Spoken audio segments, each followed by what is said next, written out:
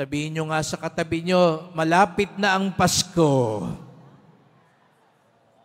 Tunay ngang hudyat ang simbang gabi nang papalapit na ang Pasko. Mukha bang masaya yung katabi mo nung sinabi mong malapit na ang Pasko? O mukhang ninenervyos na dahil magpapasko na? Ang iba sa atin ay natutuwa, nananabik, nagagalak.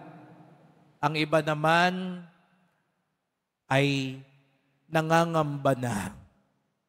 Ang mga nananabik ay yung marami ng inaasam na siguro'y matatanggap, kaya natutuwa na.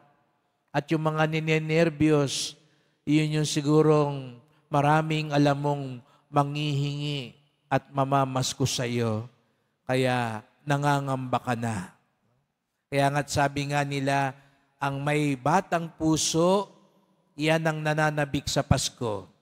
Pero kung papalapit na ang Pasko, nagiging aburido ka na, mainitin na ang ulo mo, naiinis ka na, isa lang ang ibig sabihin yan, tumatanda ka na. Sapagkat ang tunay na bata, pinananabikan ang Kapaskuhan. At tayo'y naghahanda. Dahil tayo'y nananabik, tayo'y naghahanda. At sa ating pananampalataya, ang pinakamainam na uri ng paghahanda ay ang 9 na araw na pananalangin at pasasalamat. Kaya nga napansin po ninyo, kapag merong mahalagang okasyon sa simbahan, nagnonobena tayo. Pagkatapos ng Pasko, magnonobena na tayo para sa piyesta ng mahal na pong Jesus Nazareno simula 31 ng Disyembre. 9 na araw na naman, maghahanda tayo. Sapagkat ang 9 ay tanda ng pag-aantay at paghahanda.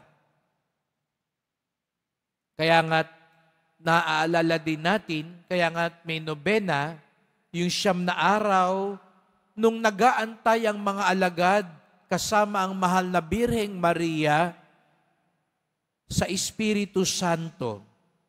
Yun daw po ang unang nobena sa kasaysayan ng simbahan. Yung 9 na araw mula nang pumanik sa langit si Jesus Nazareno at ipinangako niya ang Espiritu Santo. Kaya nga nag-antay ang mga alagad na nalangin. At nung 9 na araw, matapos nito, bumaba ang Espiritu Santo. Ito mga kapatid, ang biyaya ng pag-aantay. Hindi dahil may hinihiling tayo. Lagi natin naririnig yan, magsimbang gabi ka, kumpletuhin mo para maibigay sa iyong hinihingi mo. Hindi tayo nagsisimbang gabi dahil may hinihingi lang tayo sa Panginoon. Anong pakiramdam ninyo ngayong Pasko kapag may araw-araw may dumadalaw sa iyo? Pero pag tinanong mo, bakit ka ba dumadalaw dito araw-araw? Kasi aabangan ko sa Pasko yung aginaldo mo. Siguro sabi mo sa kanya, umalis ka nga dito. No? Kaya ka lang pala nandito may hinihingi ka. Gusto nyo ba yung ganong bisita? Kaya ka lang dinadalaw kasi may hihingin sa'yo, mangungutang sa'yo, may kailangan sa'yo. Di ba hindi naman yun ang tunay na diwa kung gusto kang puntahan dahil mahal ka, dahil gusto ka, hindi dahil may mahihita sa iyo. Kaya tayo nandito, gusto nating sabihin sa mahal na pong Jesus Nazareno, hindi dahil may hinihingi kami sa inyo, dahil gusto ka naming makasama, gusto ka naming makita, gusto naming magpakita sa iyo. Ang mga nagsasabi, Kaya kami nagsisimbang gabi dahil mahal namin si Jesus Nazareno. Hindi dahil may hinihingi kami, kung hindi sapat na mahal niya kami at mahal namin siya. Ang nagsasabing, ito ang dahilan ng aming pagsisimbang gabi, itaas nga ang kamay at pumalakpak ng mas malakas.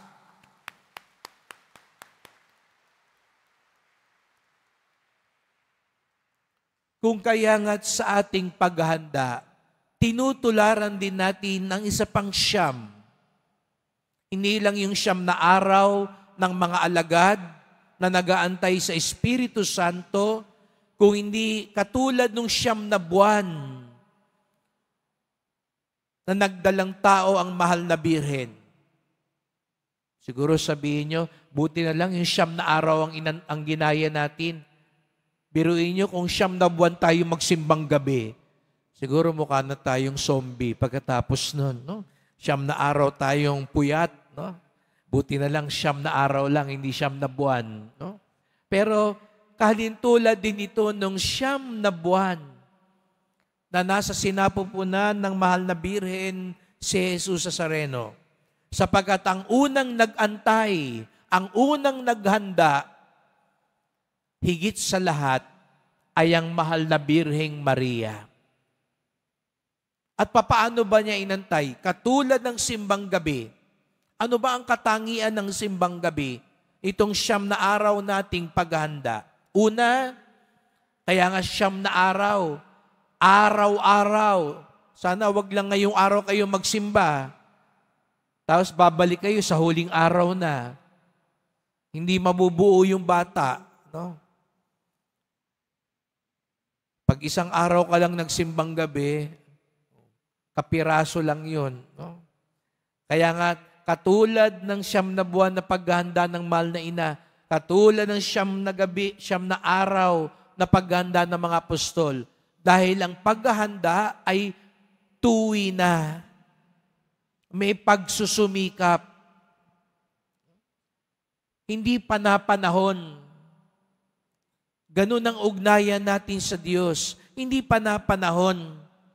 Hindi lang tuwing Pasko. Hindi lang tuwing piyesta. Hindi lang tuwing mahal na araw. Ang pagsunod sa Diyos, araw-araw. Ang pagmamahal sa Kanya, araw-araw. Kaya nga, di ba, meron tayong kanta, kahit hindi Pasko, ay magbigayan. Kaya nga't itinuturo sa atin ng simbang gabi, ang paghahanda sa Panginoon, ang pagsunod sa Panginoon, may pagsusumikap, tuwi na, hindi minsanan, hindi panapanahon. Lagi ko itong naikukwento, pag Pasko, minamabuti kong hindi ganun madalas mag-outreach. Nung ako po ay nasa Mandaluyong, ang isa lagi namin pinupuntahan, yung National Center for Mental Health. Yung lugar na mga kapatid nating may sakit sa pag-iisip. At lagi kong sinasabi nun sa pamayanan, wag na natin puntahan sa Pasko. Kasi marami namang namimigay pag Pasko. Kaya sabi ko sa kanila, Pebrero tayo pumunta o Marso. At nagpunta nga kami, Pebrero, Marso doon sa National Center for Mental Health. At nung nagbibigay na kami sa kanila, nagulat ako. Ang sabi ng mga pasyente sa akin habang pagbigay ko, pinakilala kong Father. Kaya paglapit nila, nagmano sila. At nung pag-abot sa akin, pag-abot ko sa kanila, sabi sa akin, Merry Christmas, Father. Marso ho yun. Sabi ko doon sa kasama ko, sabi ko sa mga doktor, bakit Merry Christmas? Hindi ba nilang Pasko? Hindi naman Pasko. Pero alam natin nga po, may sakit sila sa pag-iisip. At sabi sa akin ng doktor, kasi Father, tuwing Pasko lang may nagbibigay dito. Kaya akala nila, basta may nagbigay, Pasko. Kasi nga naman, minsan, yung pagbibigay natin, yung paggawa natin ng mabuti, panapanahon lang. Kaya nga 'di ba, minsan Maraming mabuti ngayon, may gagawing mabuti, maghahalalan na no? Sa susunod kayang simbang gabi, yung mga ginagawang mabuti, meron pa rin. O baka after 3 years uli, may halalan na naman. Hindi pa na panahon ang paggawa ng mabuti. Hindi minsanan ang pagsunod sa Diyos at yung pagsisimba natin. Katulad ng 9 na araw ng simbang gabi, ito ay may pagsusumikap. Yun ang mainam na paghahanda sa Diyos. At ikalawa, hindi lang pagsusumikap, katulad ng simbang gabi. Naalala ko, nung bata ako, talagang kinakaladkad ako ng mga lolo't lola ko, ng mga tiyahin ko, ng nanay ko. Kasi ang hirap, di po ba? Kanina siguro, para kayong inahatak ng kama ninyo. Sinasabi sa iyo, wag na lang. Matulog ka na lang. Mamaya ka na lang magsimba. Pero bakit ganito ang simbang gabi natin? Laging may kalakip na sakripisyo. Mahirap gumising sa maaga. Sa ibang simbahan nga, 3:00 ang simbang gabi. Pero bakit marami ang nagpupunta?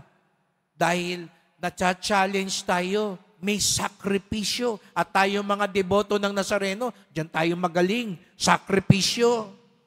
Kaya nga mahilig tayo, pasanan, pinggaan, salyahan, prosesyon, matira matibay, mas matagal. Gusto ng iba, mas matagal, mas maganda. Kasi para sa atin, mas maraming sakripisyo. Tama po yun. Dabagat ang paghahanda sa Panginoon, hindi lang pagsusumikap na tuwina, kundi may kalakip na sakripisyo.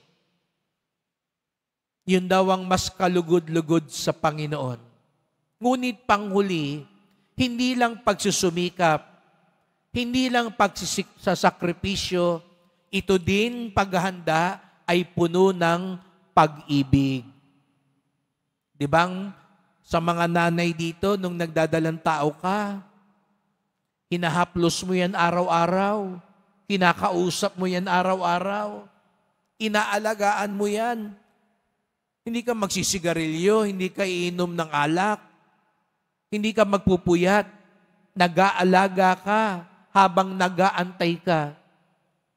Sapagkat may halong pagmamahal at pagmamalasakit.